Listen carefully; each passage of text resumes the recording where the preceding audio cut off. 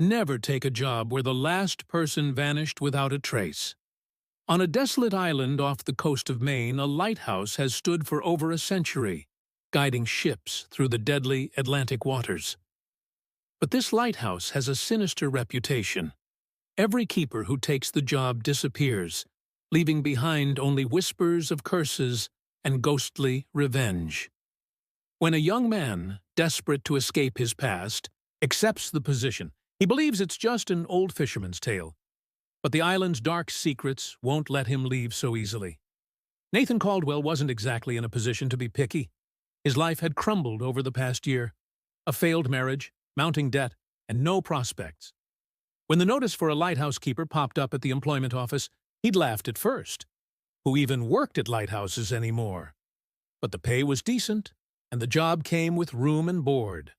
Most importantly, it was far away from the prying eyes of the people he'd disappointed. The interview was brief and unsettling. The Maritime Authority seemed almost too eager to hire him. No extensive questions, no background checks. Just a warning: keep the light on no matter what. And don't go wandering the beach at night. Nathan chalked it up to small-town superstition. He signed the contract and packed his bags. The island, Gull's Cry, was as bleak as its name suggested. The lighthouse towered over jagged cliffs, battered by unrelenting waves. Its white paint peeled in the salty air, and the keeper's quarters were no better. The small cottage smelled of mildew, and the only company Nathan had was the gulls screaming overhead. But the isolation didn't bother him. Not at first. For the first few nights, Nathan found a strange comfort in the monotony. He climbed the spiral stairs to light the lamp at dusk, and extinguished it at dawn. During the day, he cleaned the lenses, checked the oil, and scribbled idle thoughts in the logbook. The rhythm gave him peace, a chance to rebuild himself. Then the whispers started. It began as faint murmurs, barely audible over the crashing waves. Nathan assumed it was the wind funneling through cracks in the old stone tower. But the whispers grew louder, more distinct. They seemed to call his name, soft and pleading. "Nathan!" He dismissed it as his mind playing tricks on him. Spending nights alone in a lighthouse could mess with anyone's head. But one night, as he extinguished the lamp, he noticed something on the cliffs below. A group of figures stood motionless, silhouetted against the moonlit sea. Nathan froze. Who could be out here in the dead of night? The mainland was miles away, and the only boat was his dinghy, tied securely at the dock. The figures didn't move, even as he shone his flashlight.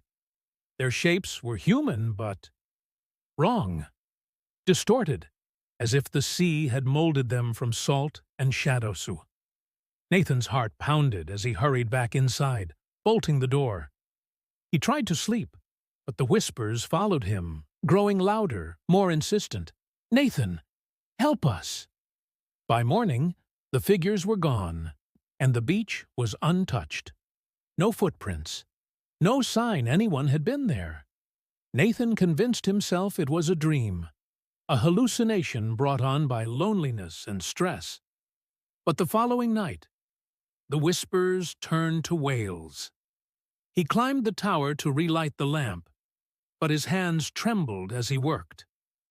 Outside, the wailing grew louder, rising and falling like a mournful chant.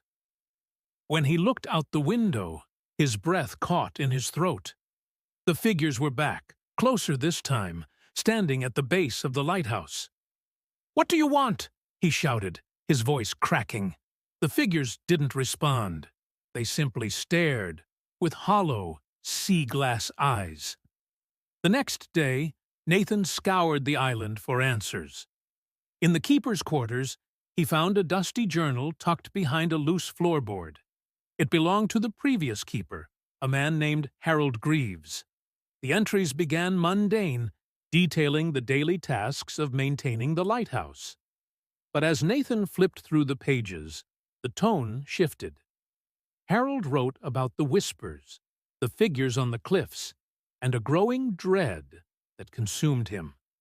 The final entry sent chills down Nathan's spine. They come every night now. Closer and closer. They want something, but I don't know what. I've kept the light on, just as they said. But it doesn't matter. The sea always takes what it's owed. Harold had disappeared 6 months earlier. The authorities had written it off as an accident, a drunken stumble off the cliffs, perhaps. But Nathan knew better now. That night, Nathan resolved to confront the figures. Armed with a lantern and the heaviest wrench he could find, he descended the cliffs as the wailing began. The figures waited for him at the shoreline, their forms shimmering like heat waves. Up close, Nathan could see their tattered clothing, relics of sailors from another era.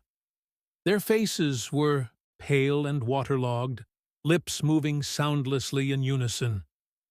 "What do you want?" Nathan demanded, his voice trembling. One figure stepped forward, its arm outstretched. In its hand was a rusted ship's compass, encrusted with barnacles. Nathan hesitated before taking it. The moment his fingers brushed the metal, a vision flooded his mind.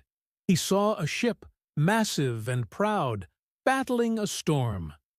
The lighthouse beam flickered and died, leaving the vessel blind in the chaos. The ship smashed against the rocks, splitting apart as sailors screamed for salvation. And then he saw the lighthouse keeper of that time, cowering in the shadows, his face twisted with guilt. The keeper had extinguished the light, deliberately leading the ship to its doom. Why? Nathan couldn't tell. But the curse was born that night, binding the spirits of the drowned to the lighthouse. The vision ended abruptly, leaving Nathan gasping. The sailors' hollow eyes burned into him.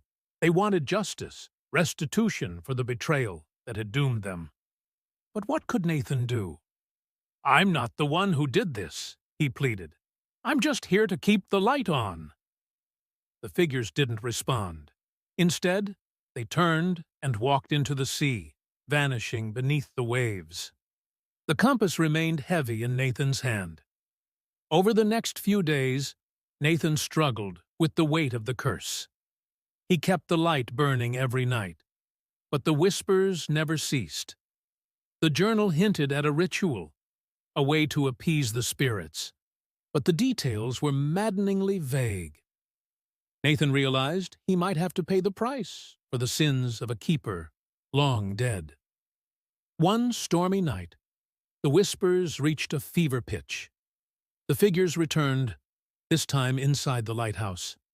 They circled Nathan, their translucent forms dripping seawater onto the floor.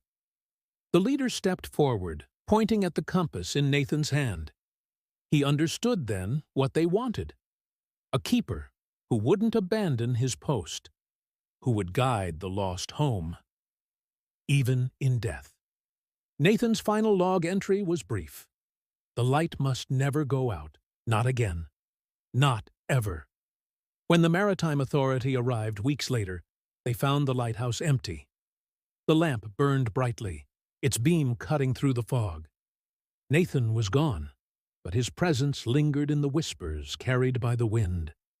And on stormy nights, locals swear they see him in the tower, his silhouette tending the light, forever bound to the cursed island. Subscribe for more stories that keep the lights on or off.